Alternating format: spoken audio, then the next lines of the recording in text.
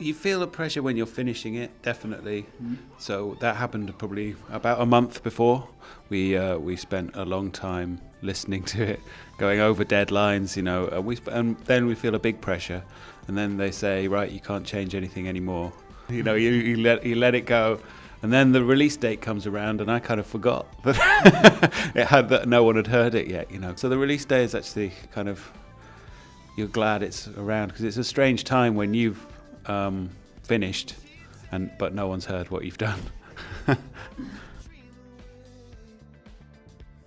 It happened, yeah. We collaborated with people, sort of we'd have a song, and then we'd think, well, maybe this would be good with this person. We just wanted to be open to any ideas. We were so excited to be in the studio after having finished Ghost Stories, which was kind of a quiet, intimate album, kind of meant for listening on headphones, and so we wanted this next album to be really colourful and kind of embracing everything we love, which meant also getting the people we love on the record, like Beyonce and Noel and Tove.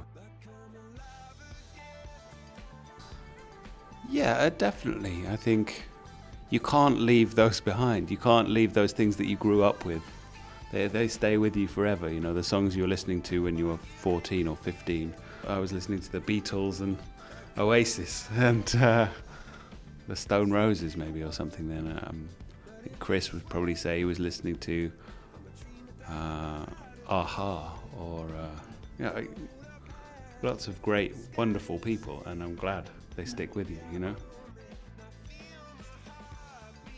Yeah, at some point we would love to come back to Paris. We would have loved to come next summer, but unfortunately there's a small football tournament happening. I don't know. It's tricky to find a place to play.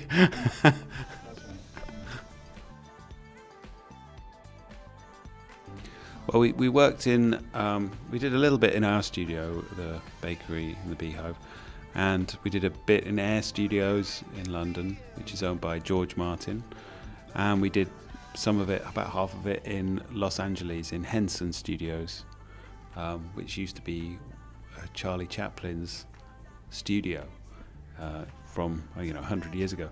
And so because Chris lives in LA now, and we live and Guy and Will and I live in England, we sort of split our recording time between Los Angeles and London, because we've all got families, obviously. But what it meant was that we would get together for 2 weeks in either Los Angeles or London, record quite intensively, and then take a break from each other for sort of 2 or 3 weeks, where we'd go and work on our own and do stuff. And it actually worked really well, because whenever we were together, we would work hard. Brian Eno told us about 8 or 9 years ago, you work too much, you're together too much, you need to take more breaks. And finally we've learned to do that. We've been forced to do that. Yeah, we always wanted to be able to change, to go from one album to the next, trying to repeat what you've done before.